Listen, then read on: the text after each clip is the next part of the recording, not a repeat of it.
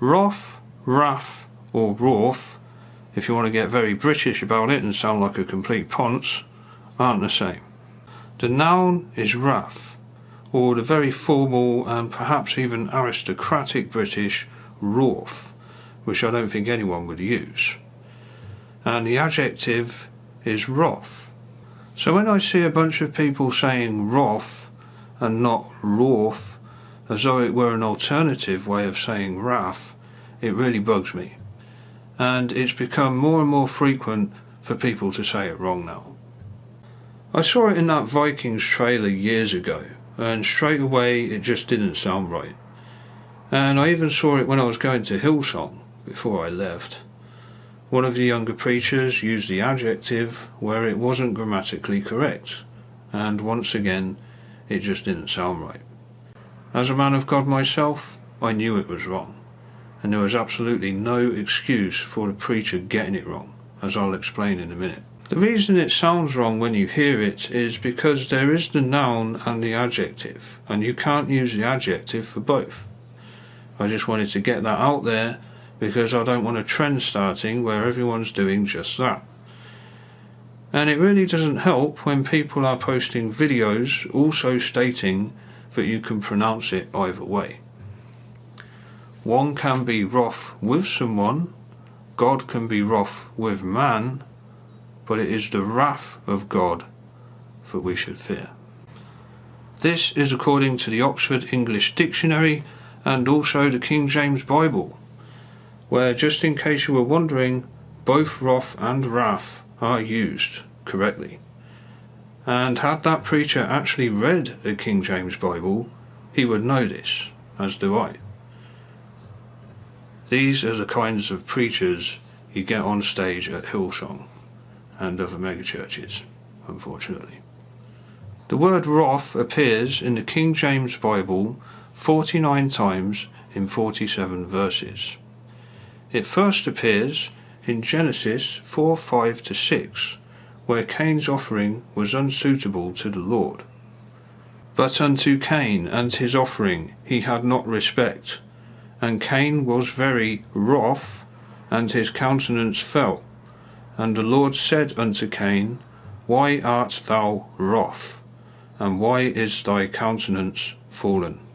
So, in this instance, the word wroth is being used as the adjective. This is the correct way. I'm now going to show a few more examples of how the adjective wroth is used in the King James Bible.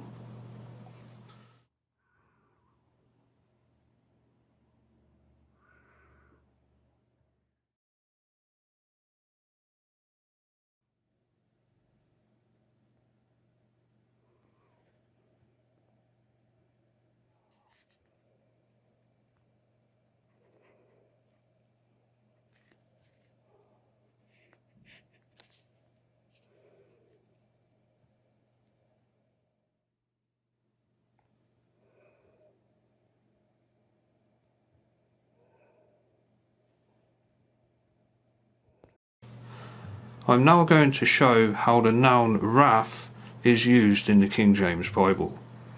And the use of wrath as an adjective and wrath as a noun is consistent throughout, Old Testament and New.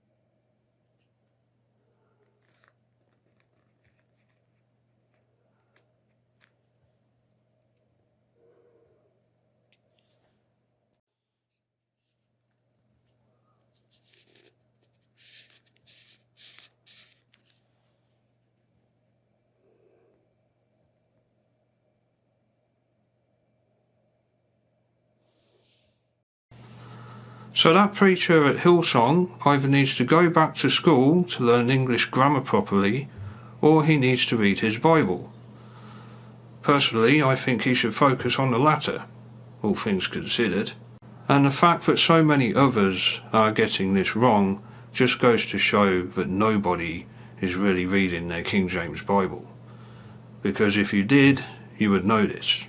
So please, if you're pronouncing it Wroth all the time, just bear in mind that you are using the adjective there when you might mean to be using the noun, which is wrath with an A, or rawth, which is also an A, not an O.